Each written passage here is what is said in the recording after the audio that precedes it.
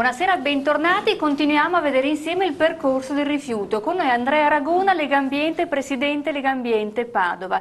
Premesso che il rifiuto, se non lo produciamo, è la cosa migliore perché così non dobbiamo smaltirlo.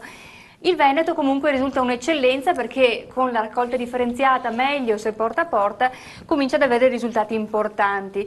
E se vediamo la slide numero 4, volevo un attimo un'opinione anche di Legambiente, perché si riesce a differenziare, no, la successiva, si riesce a differenziare e quello che riusciamo a differenziare poi si riesce realmente a riutilizzare in maniera importante. Parliamo di vetro, parliamo di carta, parliamo quindi dell'alluminio, di materiali che poi vengono riutilizzati, o la bottiglia in vetro viene riutilizzato il vuoto, oppure quindi riutilizzata come bottiglia vera e propria, oppure la plastica, vengono fatti ad esempio il pile, oppure altri materiali che poi hanno altre destinazioni, ma viene recuperato quindi il prodotto, una volta rifiuto e non più rifiuto.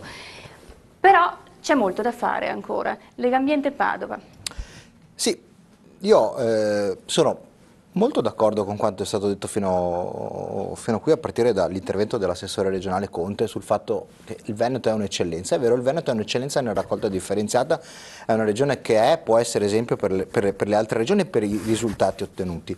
Però a me piace guardare anche i due lati della medaglia, quindi il bene, ma vedere anche cosa non si fa bene ovviamente per migliorare. Perché fino adesso in questa trasmissione, concordo bene o male con tutto quello che è stato detto, però pesa una parola che non è stata detta fino a questo momento, che è la parola riduzione. Cioè è inutile che aumentiamo la raccolta differenziata se contemporaneamente non si aumentano campagne di sensibilizzazione nei confronti della riduzione del rifiuto. Perché contemporaneamente noi facciamo più raccolta differenziata, ma continuano a aumentare i rifiuti, per cui non ne usciamo da questa situazione.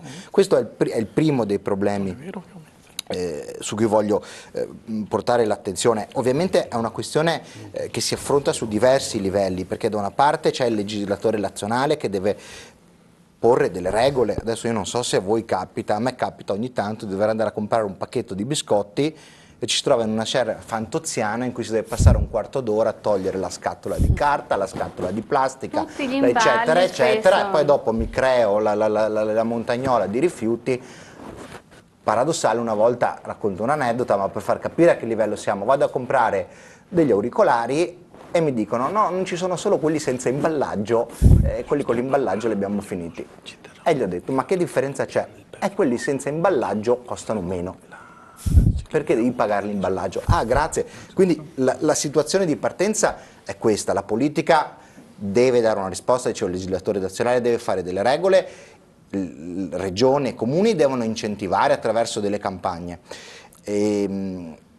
perché poi questi rifiuti che paghiamo a monte, appunto costa di più quello con l'imballaggio, li paghiamo anche a valle, cioè nello smaltimento del rifiuto. Ma vado veloce perché ci sono... Ma nel concreto, quindi, cosa si può fare? Anche Legambiente, cosa fa per sensibilizzare in sinergia eventualmente con gli enti e con le istituzioni? Ma allora noi abbiamo fatto in passato una campagna, ad esempio, che si chiamava Disimbagliamoci. Ci mettevamo fuori dai supermercati e invitavamo le persone a scartare... È anche una prassi diffusa in Germania, peraltro, quella di una persona presente alla cassa che disimballa quindi già i prodotti e li rimette per far poi in una vedere scatola. quanto rifiuto inutile c'è. Oppure si devono incentivare dei negozi che vendono prodotti sfusi. E in questo senso io mi collego qui alla mia destra, io so che è senza microfono, ma la vorrei microfonata, se le passate il microfono, bravissimi, grazie.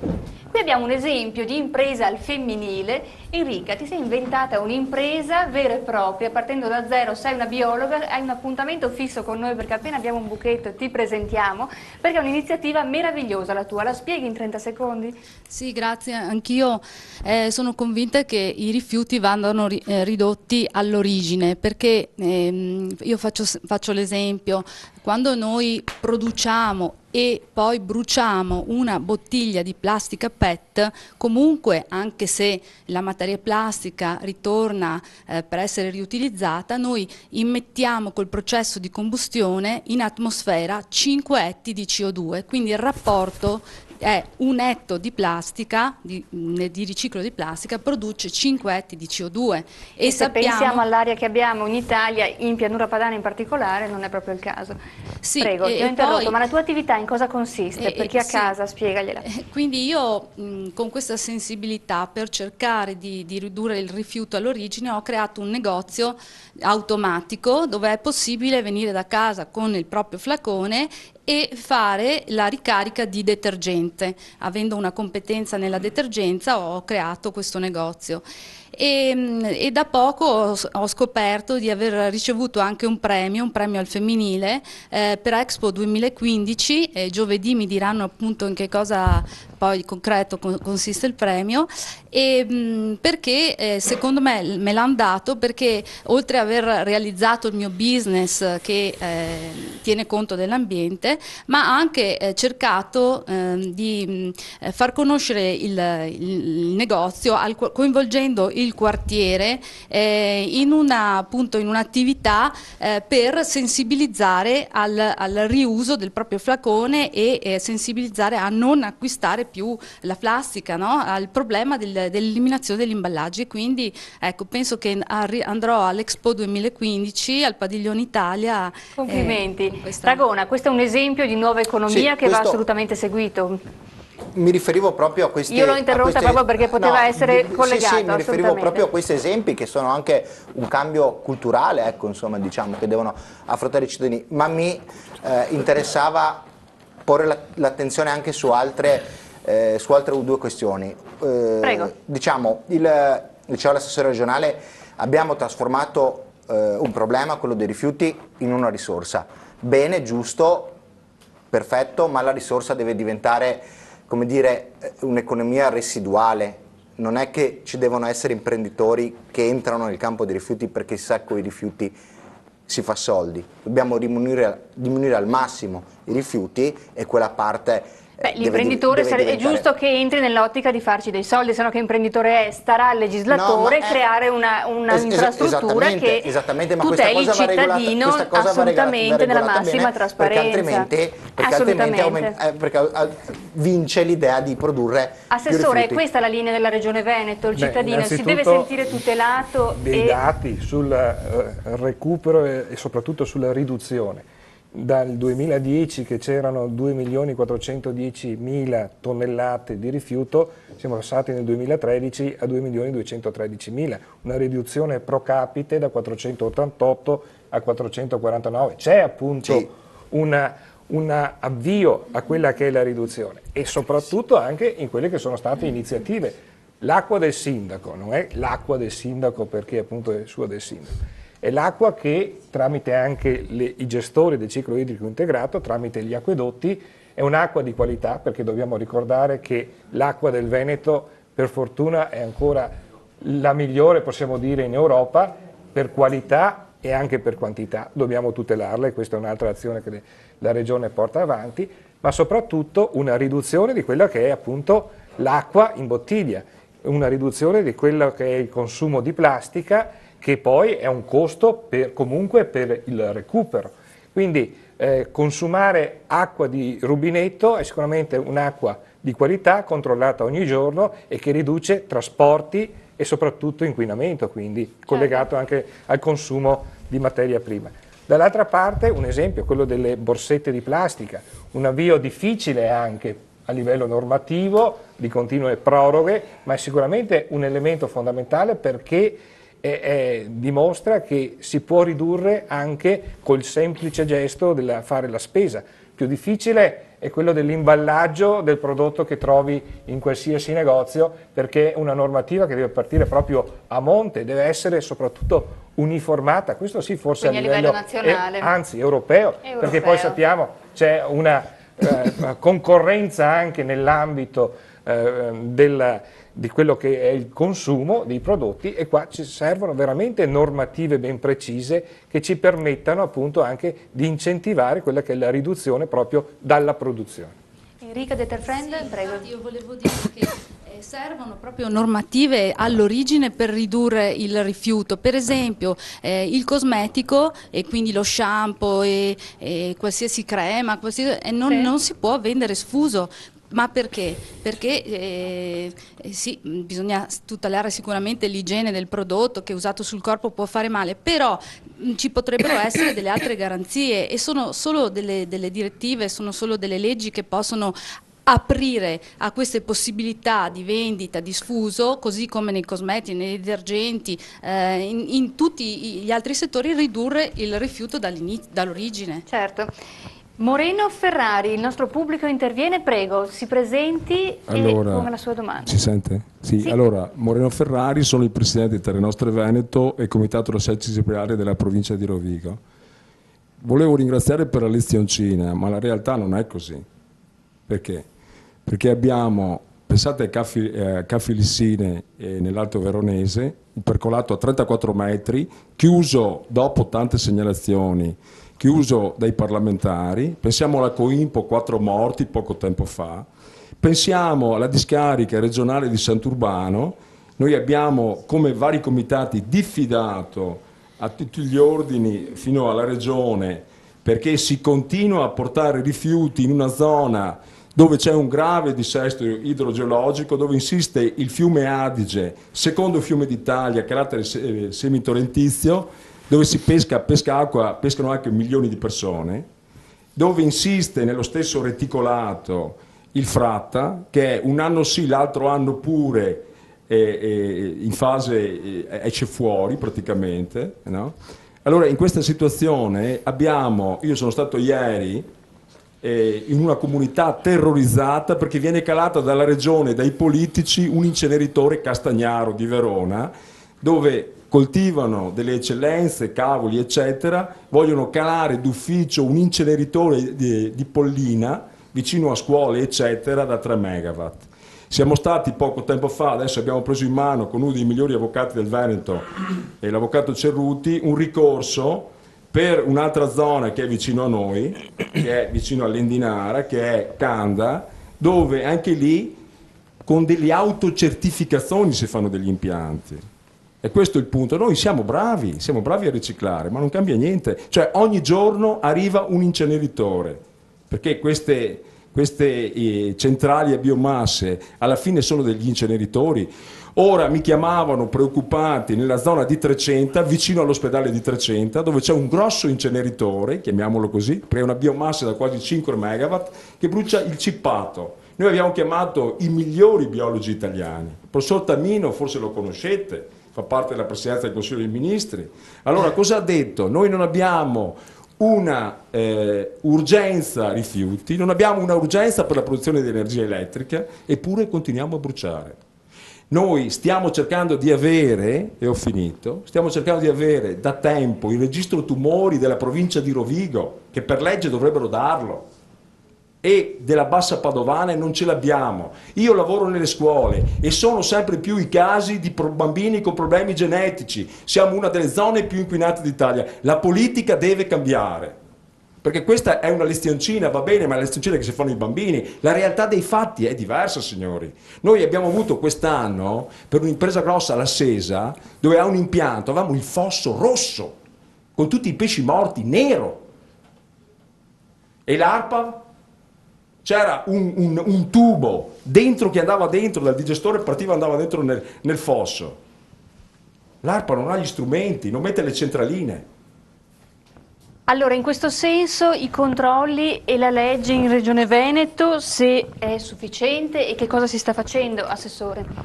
Beh, innanzitutto fare terrorismo sicuramente non trova soluzione in quelli che sono appunto gli obiettivi da portare avanti. Penso che se si parla di centrali a biomasse dobbiamo ringraziare proprio una normativa che ci arriva dall'Europa, perché è stato incentivato proprio la creazione di questi impianti e abbiamo cercato di tutto, anche come Regione, di cercare di limitarlo il più possibile, anche limitando quelli che sono progetti che arrivano da qualsiasi, la legge lo permette, da qualsiasi imprenditore, da qualsiasi promotore che voglia appunto proporre un impianto. Ad esempio non c'è una chiara normativa che permetta appunto l'utilizzo in loco solo per quella produzione. Perché? Perché non reggono. perché a livello di investimento sono impianti che non regolano, perché hanno bisogno di quantitativi che non sono conformi a quelle che sono le produzioni delle dimensioni delle nostre imprese, soprattutto agricole. E è stato anche fatto una promozione sull'incapacità poi dell'imprenditore di avere la possibilità di un recupero economico di quegli impianti, perché sono impianti che sono costati e che adesso qualcuno propone addirittura l'utilizzo di questi impianti di reflui agricoli, di biomasse agricole, per l'utilizzo ad esempio di rifiuti urbani. Questo ci vede veramente contrari. Quindi non è possibile farlo. Non è possibile, però la norma non è chiara nemmeno su questo. Allora hanno costruito impianti a uso agricolo e qualcuno pensa appunto di entrare nel business, perché quello sì diventa business del rifiuto. Allora è proprio su questo, servono veramente normative a cui la Regione non può contrapporsi come norme regionali. Serve veramente una scelta a livello di un piano europeo dell'Europa che ci permetta veramente di mettere in chiaro. L'utilizzo delle biomasse, bruciare legna, cosa ha comportato? Ha comportato con quello che è un sistema tradizionale di stufe ormai vetuste, che non hanno l'abbattimento dei fumi adeguati, un inquinamento. La provincia di Belluno d'inverno, anche se abbiamo boschi dappertutto, vede picchi di inquinamento di polveri sottili dovute proprio a questo. Il pellet che sembra invece un riscaldamento... Abbiamo incentivato come Regione proprio anche con la rottamazione, con gli incentivi alla rottamazione, l'acquisto, la sostituzione con stufe che hanno sicuramente i requisiti adeguati per l'abbattimento di fumi. Le imprese ci sono qua in Veneto, vendono all'estero. Perché questo? Allora è su questo che noi dobbiamo veramente guardare con attenzione quella che è un'opportunità imprenditoriale, perché ad esempio la produzione di stufe dà opportunità lavorative e imprenditoriali nel nostro territorio e può risolvere certe questioni. Allora è su questo che noi dobbiamo collegare quella che è una normativa, con una responsabilità anche di collegarla alla giusta applicazione. Un'applicazione che molto spesso confligge anche a livello appunto di norme. Posso una piccola... Allora, per dare una piccola risposta ovviamente, eccetera. L'ARPA ha gli strumenti per controllare. L'ARPA ha gli strumenti, ma volevo dare una risposta più completa, perché prima ho fatto una descrizione di quella che è un pochino la situazione a livello veneto che è fotografata da uno dei nostri osservatori. Ricordo che per quanto riguarda ad esempio i rifiuti, noi ovviamente al di là di quella che può essere l'attività che facciamo di comunicazione, alle scuole e quant'altro eccetera, fondamentale cos'è? È l'attività di controllo e soprattutto la presenza nostra in tutte le varie sedi, delle varie commissioni, AIA, per dare tutte le varie autorizzazioni a vari livelli di questi impianti. Oltre alle autorizzazioni ovviamente subentrano i controlli. Il 90% dei controlli che noi facciamo all'anno sono programmati. Il 10% sono per emergenze che possono essere dettate da un incendio, da uno sversamento o da altre circostanze, oppure perché il sindaco o il comitato ci fa un esposto, ci chiama, noi interveniamo. L'attività che noi svolgiamo è principalmente un'attività di controllo, siamo circa in 1000 dipendenti, per darvi un'idea di grandezza.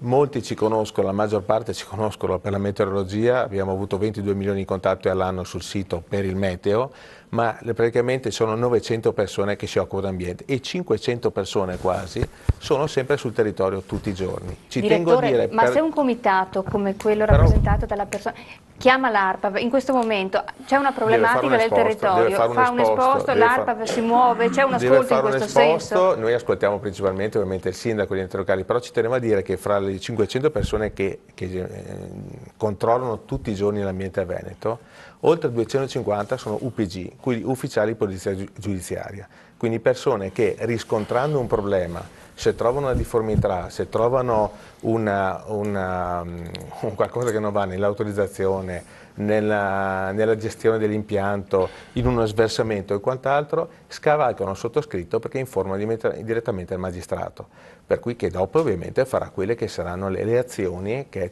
riterrà opportuno fare. Quindi le attività delle agenzie ambientali, che a breve spero possa essere ancora portato questo tagliando, perché sono 20 anni che sono nate, abbiamo votato 20 anni fa il referendum che ha portato la sanità all'ambiente nel 93, che ha creato le agenzie, poi man mano sono nate queste agenzie, sta per arrivare, perché è passato all'unanimità alla Camera il nuovo progetto di legge per ammodernare le agenzie, per farle non solamente cugini ma fratelli gemelli, nel senso per quanto riguarda le tecniche di controllo, i finanziamenti e quant'altro. È passato nell'aprile scorso all'unanimità alla Camera un progetto di legge formato da tre parlamentari, Bratti, che è il Presidente della Commissione bicamerale per il traffico illecito dei rifiuti, Ermete Realacci, e un parlamentare, mi sembra De Rosa, di Milano. È passato all'unanimità. Stiamo attendendo che passi anche il Senato, stiamo aspettando con ansia anche noi, per poter avere quel tagliando che ci permetta di migliorare ancora nei controlli. Ultima cosa, siccome ha fatto dei nominativi, è importante, le dico una cosa, ho nominato l'onorevole Bratti, che è stato uno dei portatori che ha portato avanti questa norma, e anche il Presidente della Commissione bicamerale sul traffico illecito dei rifiuti. Abbiamo avuto 3 visite nel mese di dicembre dell'anno scorso, siamo stati invitati insieme alle forze dell'ordine e quant'altro, eccetera, a relazionare sui problemi nel Veneto.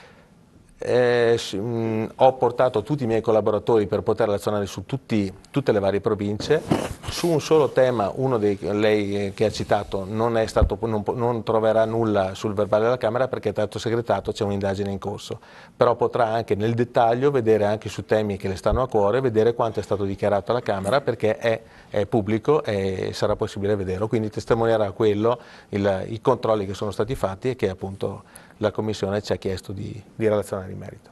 Andiamo in pubblicità e torniamo tra 2 minuti continuando a parlare di rifiuti in Veneto.